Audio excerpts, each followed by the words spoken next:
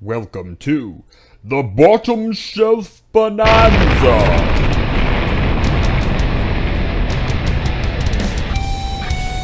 Our goal is to drink every bottom shelf whiskey at our local liquor store by the end of the year or die trying. But not actually die trying. That would be a little grim. We're just gonna do our best, and if we actually do succeed, that would be pretty cool. Yeah. Hello, and welcome to another episode of the Rocket Review with me, Ed O'Mara, professional jagoff and whiskey drinker type person. You know, I was thinking, when I started this channel out, I really did intend it to be something for me and my dad to do together, and then Erica started coming on, and lately it's just become more and more me and my channel, and I understand the circumstances around that, but it's a little disappointing. It really is. Because this would be a bottle I would be drinking with my old man back when, you know? And it's a little sad.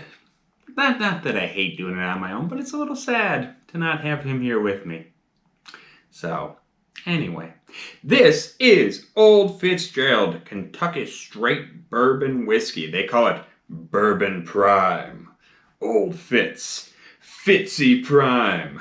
Fitzy Prime is probably my favorite. I don't think anyone actually calls it that. I'm going to start calling it that, though. I think it sounds good. Sounds like Superboy Prime from DC Comics. Like this came from an alternate universe. My nerds know what I'm talking about. But yeah, Old Fitzgerald. Now this was started by a guy named John E. Fitzgerald back in 1870. But at the time, it was only produced for steamships and railway lines and private clubs. Kind of like a house brand kind of thing. So you could only really have it in those settings. It wasn't until 1900 that it was actually released to the wider public. And up until 1913, it was still being pot distilled, which was kind of crazy because most people were switching over to column stills by that time, which they continue to use to this day. But then they were actually one of the few distilleries allowed to make medicinal whiskey. Wink, wink, medicinal whiskey. During Prohibition. After which they were acquired by Pappy Van Winkle, probably the most famous wheated bourbon brand ever. And it started being made at the Stitzel-Weller distillery, where they changed it from a corn rye barley mash bill over to the corn wheat barley mash bill. That's 68, 20, 12, I believe. 68% corn, 20% wheat, 12% malted barley. That we know and love today. Or at least we know. I haven't really ever drank a lot of Old Fitzgerald. So I guess we'll find out if I love it. But yeah, then Pappy Van Winkle went to Buffalo Trace. Old Fitzgerald went to Diageo. Stitzel-Weller got shut down. This was made at Bernheim Distillery until it got sold to Heaven Hill. And it's been with Heaven Hill since the late 90s, I believe. 1999 was the year. So, yeah, but they're still doing it with a wheated mash bill, much like it was during the Stitzel-Weller days. So, let's get into this. Wheated bourbons are usually assumed to be a little bit more rounder, more sweet, less prickly spicy. You know, I gotta say though, this one has a little punch to it. This isn't just the easygoing, bready, sweet, wheated mash bill you usually think of. Now this is 4%. It's Kentucky Straight Bourbon. I don't believe it has an age statement.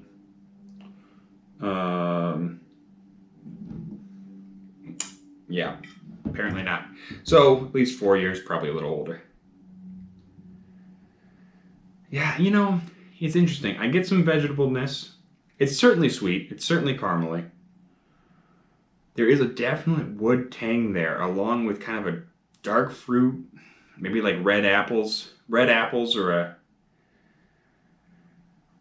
along with a little bit of plumminess maybe. I don't know if it's just because it's from Heaven Hill and I associate Heaven Hill products with some nuttiness. This is not a super nutty bourbon. I'm wondering if the little bit of nuttiness that I'm getting is just because I assume it has to be because it's from Heaven Hill. I'm probably just crazy, but yeah, this actually smells, it's got a lot of like wood tang, mustardiness. For a wheated bourbon, this is not just easygoing sweet on the nose. There's some tannicness there. There's some spikiness, which I appreciate. You know what? It is a little bit more easygoing on the taste, but it's mostly dry, like that dry corn, farmyardy. Some real, almost eucalyptusly, like you might find in a rye, some of that vegetalness. It is more easygoing, it's more rounded, it's less spiky on the taste, which I would imagine is the wheated element. But this is not just your super easygoing cherry, brown sugar, caramel, blah. There's a little bit more pokiness to this. And I appreciate that. Is it maybe a little thin on the mouth? Yeah, it's a little thin. Could it have a little bit more of those like dark molassesy, brown sugary notes kind of fill it out a little bit? Probably. That's probably something to do with the 40% mark. 40% ABV. Maybe it could be a little older. But overall, this is like $10 to $14 where I am. It's a good price. And honestly, this is a nice bridge, I think, between a wheated bourbon and the spicier rye-based bourbon. It certainly doesn't have those really big rye notes, but it makes up for that with having some wood tang, a little mustard seed kind of thing, a little bit of tannin. I like it. Is it perfect? No, but for a liter for $10, this beats the pants off a lot of stuff. Like especially the blended whiskey category that you usually find for that price point. So there you go. But until next time, this has been Ed. I've kept my shirt on for this whole video, so you should all be impressed. And stay tuned. Stay safe. Like, comment, subscribe, all that stuff. And stay rotten. Oh, I wonder if we've hit 1,000 by now. If we haven't hit 1,000, you really need to go and hit that subscribe button right now. Go do it. Help us get to 1,000 so we can make that money.